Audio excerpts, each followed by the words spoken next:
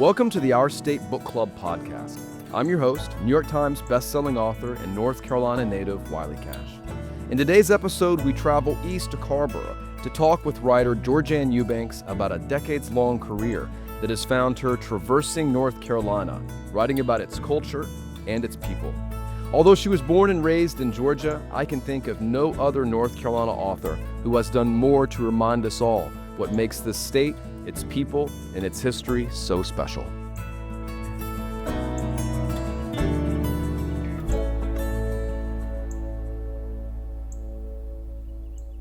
Georgann, thank you for joining us. Glad to be here. So, you were raised, as I said in our introduction, in Atlanta, if I'm not mistaken, in Atlanta, Georgia, and you came to Duke as an undergraduate. What brought you to North Carolina, aside from Duke, and what has made you stay and embrace this state to the degree that not many people have? Well, I grew up in Atlanta initially on a gravel road, if you can imagine. Now it's the house is gone, and now it's like an industrial park with apartments and stuff. And Atlanta was going that way when I was ready to go to college. And I wanted to go north, which my guidance counselor said, why? Yeah. Why would you go so far north as Duke? And but Duke, of all the, I visited only schools in North Carolina. Really? Why is that? I think I loved North Carolina for the Parkway and family vacations up here. And so your family would vacation in North Carolina a little frequently? bit, yeah. We'd go to the beach too, to Florida. But anyway, so I looked only at North Carolina schools, and this is, I found later in a research project that I did, that a lot of Duke students had this same reaction. This place really looks like a college. Yeah. A serious college. Sure. They love the stone, they love the architecture, and it just seemed it had more gravitas. Mm-hmm. Duke at the time was not the Duke it is now, of course, but it was a really impressive place. Sure. And what did you do at Duke? And then what's kept you kind of so dedicated to North Carolina? Well, what I loved about North Carolina was that it had a lot. You could go 10 minutes, 15 minutes and be out in the country. Mm-hmm. Durham was not very sophisticated. It had that wonderful smell of sweet tobacco in the air. And it was just a small town that had a lot of personality and history. And I happened to take, the only history class I took was on the history of Durham. Oh, wow. And I got involved in creating a historic photographic archive of Durham, because Durham was founded about the time that photography was invented. So that was a real get-acquainted experience for me with Durham. The traffic wasn't bad back then. I loved the funky restaurants that had been there forever, like Hartman's Steakhouse. And the exposure I had at Duke to impressive writers was very important. But I studied public policy. We studied community. We studied poverty in the South. We studied the things that I would end up writing about in a lot of ways, the cultural impact of particular pieces of history in the South. So it was only natural to stay here and to continue. Now the traffic's pretty bad, so I have a place in the mountains. So it sounds like you really went to Duke and had a true liberal arts experience. I mean, working in photography, working in history, working in public policy, and really spreading yourself out across campus with all those opportunities. And I was chair of the publications board. Wow. Students ran the newspaper, the yearbook, the literary magazine as a business, and we had faculty advisors, but it was like a nonprofit.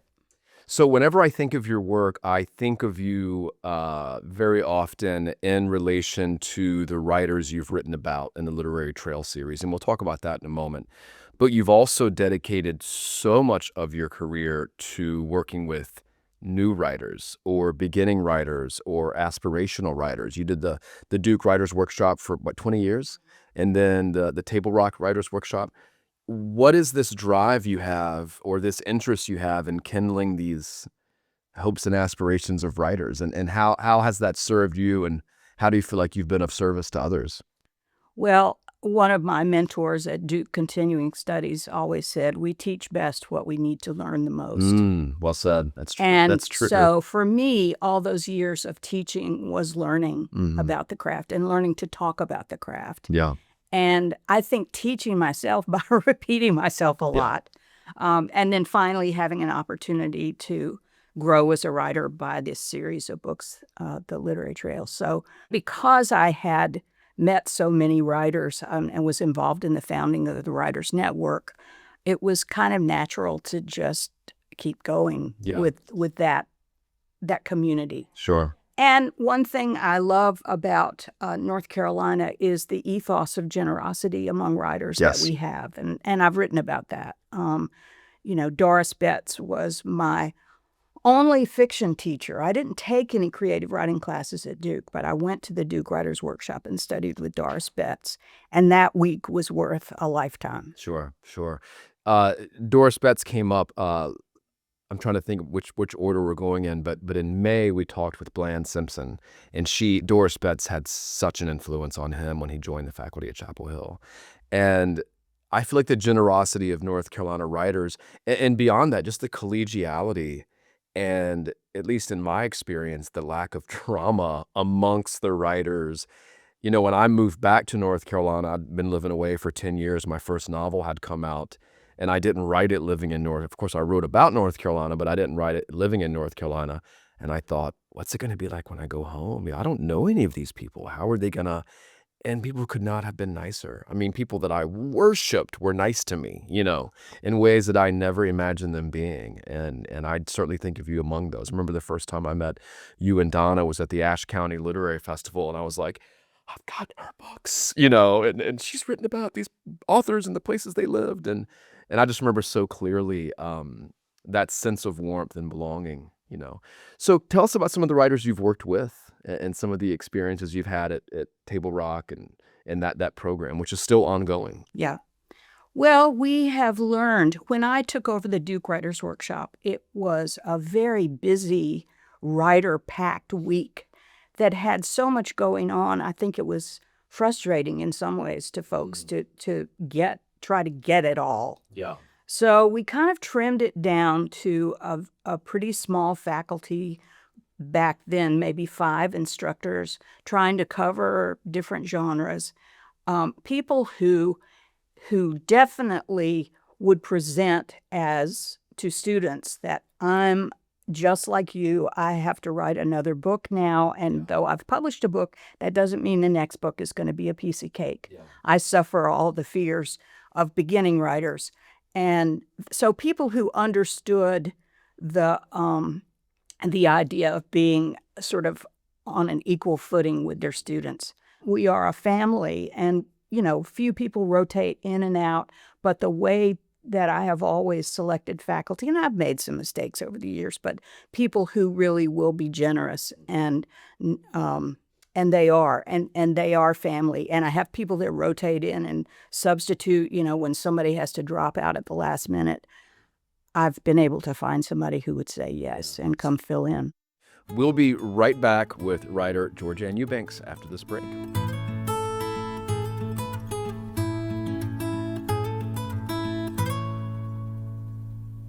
Elon University is proud to support the Our State Book Club.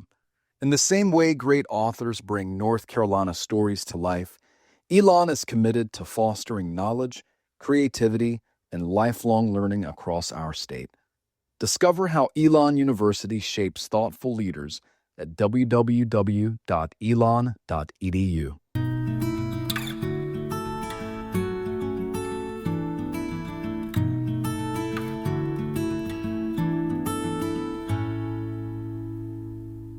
So, Georgann, I don't know much about your writing process, but I know when I kind of hit on an idea for a book, at least the genesis idea, I can always kind of remember what it felt like when my brain first started feeling permeated with an idea, and I kind of can't let it go. What was the genesis of the Literary Trail series, which started in Western North Carolina, and then the Piedmont, and then the eastern part of the state, three volumes that really kind of go through each region uncovering the hometowns and of these wonderful authors and the places they wrote about. So where did that idea come from? It actually came from Nancy Trevelyan, who was the assistant director of the North Carolina Arts Council. She had read a piece in the New York Times by Josephine Humphreys, who was a Duke grad, Sure. great novelist. And she was writing about Highway 17, the beach highway that so many South Carolina authors have scenes or have written about, Highway 17. So she said, gosh, that was the best article. Why don't we do that for North Carolina?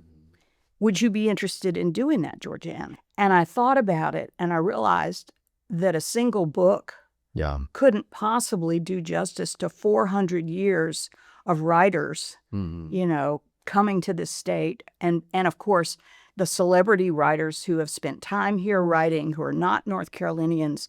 And so we talked some more, and we came up with the idea of including excerpts mostly about place. So this was really a series about places in North Carolina where writers lived, worked, or wrote about as a way to invite visitors and longtime citizens of North Carolina to see those places anew through the writer's eyes and learn more about the writers who've lived here.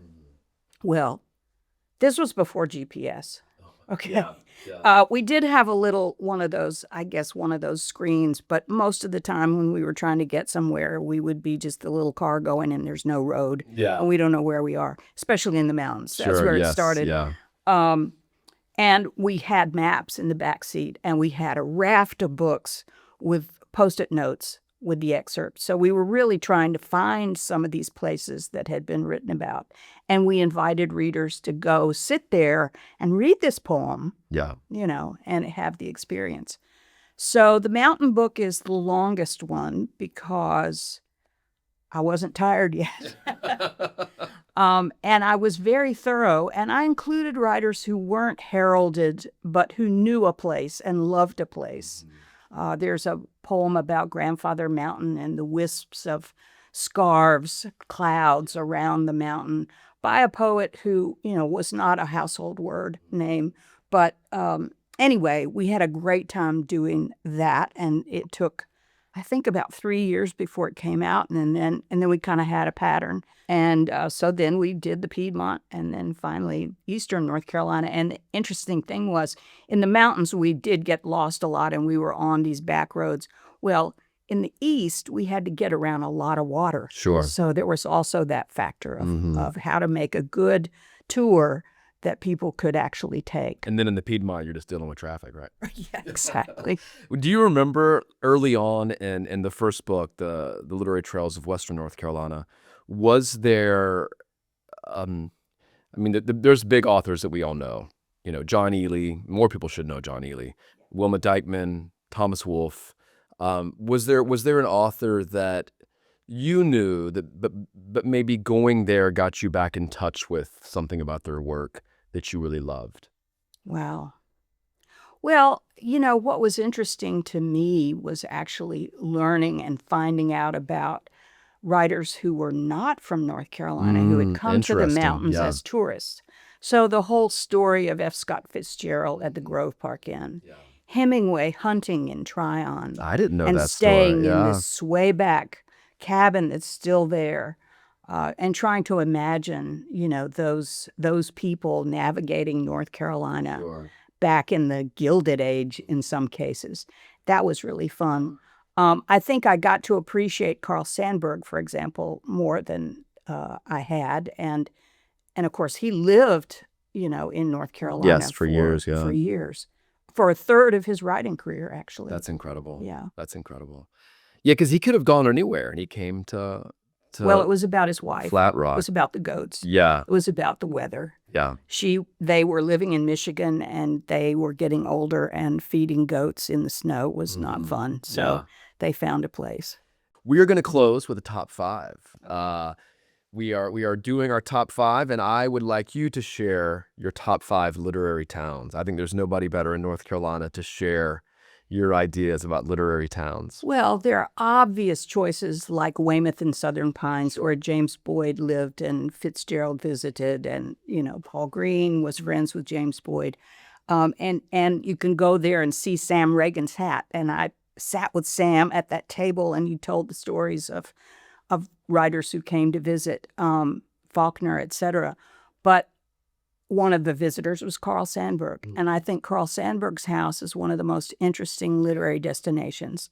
It's near Hendersonville. Flat Rock Theater is there, very close by. It's a national park, and it looks as if the Sandburgs have just gone out for a hike, which they did often, to the top of the mountain. And Mrs. Sandburg's goats are still there being bred, and so you get a sense of her and her work. And his guitar is still there. So that's a great destination. I would say to find, if you want to go to a literary festival, and we have a great many of them, the Ashe County Literary Festival, called On the Same Page, is a special destination because the audience there are very committed readers, and it's held in the library and other places, in the general store in Lansing, sometimes a luncheon at the Methodist Church. The writers who come are seasoned and up and coming, and there's just a wonderful atmosphere, and it's been going on 15 years now. So I love them. That's West Jefferson and Lansing. In Fairmont, which is down on the Lumber River, sleepy little town. Remember, we drove in there. The sun was coming down. The light was coming through the trees and the oaks. And that's where Joseph Mitchell grew up. He left North Carolina. He left the University of North Carolina. He was there pretty much around the same time as Paul Green, a little younger. But Mitchell went to New York and found his fortune, first writing for newspapers and then arriving at the New Yorker and beginning to write profiles of real people in New York that were very popular and astonishing. Now there are biographies about Joseph Mitchell that reveal he conflated some of the people he met into one single character, which is creative nonfiction. But there are people who question that technique. And it's not journalism. It's not journalism. And I think his editors sort of knew he was doing that. But he was such a great voice. I love his pieces about oysters in New York, steak dinners, all kinds of characters, ladies from the circus who were living in New York. So he's special. And going to Fairmont took us a while, but we found his grave. Oh, wow. And if you read his stories and his biography, I think Fairmont would be a great destination. Seaboard is in almost to the Virginia line, and it was the home of Bernice Kelly Harris, who studied with Prof. Koch and was a contemporary of Paul Green. She wrote some novels. She brought her theater experience at Carolina home to Seaboard and created the Seaboard Players. And they wrote folk plays and performed them there. It's kind of a ghost town now, but I think someday it will be thriving again. Of course, it was on the railroad, and that's a part of eastern North Carolina that a lot of folks never go to. I don't if go they're there. from here. Yeah. But it's beautiful, very mysterious, beautiful landscape. Yes, swampy. Sure, yeah. And then the last of the five is Zirconia, which is where Robert Morgan was raised.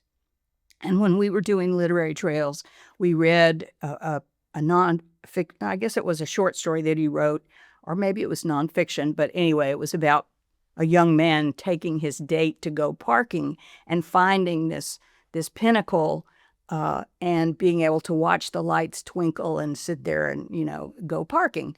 So Donna and I took off what we thought was the right way, following this, literary story, and we kept going up and up and up, and eventually the gravel was really tough, but we got to the pinnacle and we stopped, and we could see there was a clearing, and we thought, this must be it. And we walked out there, and there was like a boat dock, okay, a ramp, and for hang gliders to jump off of. Wow. So it was like whatever it used to be, now it's a destination Yeah, for hang yeah, gliders, right? I love Robert Morgan's poetry about Western North Carolina. He writes about Galax. He writes about buttermilk. He writes about all the ways, all the cultural aspects of North Carolina mountain life, and he does it in formalist poetry. Sure. Yes. He's exceptional. Yeah. That area, the Green River, is also sort of an unexplored. Kids go to camp there. There's some camps way back in the woods. I remember Donna and I were on a road that was so bad, we were like, I'm afraid we're going to meet Flannery O'Connor's Misfit any minute, you know. But anyway, that's a wonderful part of the state, too. So I like the rural Sure. that still exists in this state. Absolutely. Well, I remember in the print version, it'll be in the magazine. You said for many of these literary trails, you would go and there was no there any longer. Right. And so to be able to capture these places in what little bit of time we have left to do it is really important. So thank you so much, Georgann. This has been fantastic. Thanks.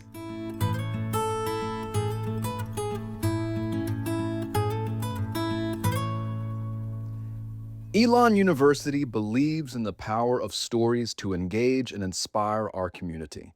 That's why Elon is proud to sponsor the Our State Book Club, showcasing conversations with writers who reflect the heart of our state.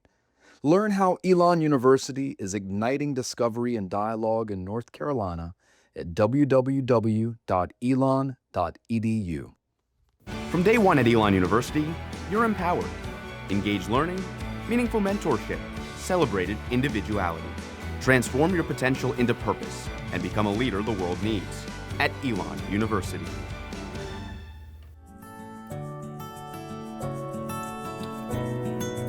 What might it be like underneath the sunrise in a state of flight? Coming back on me, it seems wonderful, the wandering mountain birds on a beach. Never moments ever wasted, turning away from your love. Honeybees, gardens of sweeter fruit, never tasted, no turning to other things. Will you be, will you see? Sweeter fruit, never tasted, don't turn your back on me. Mountains pushing into the sea.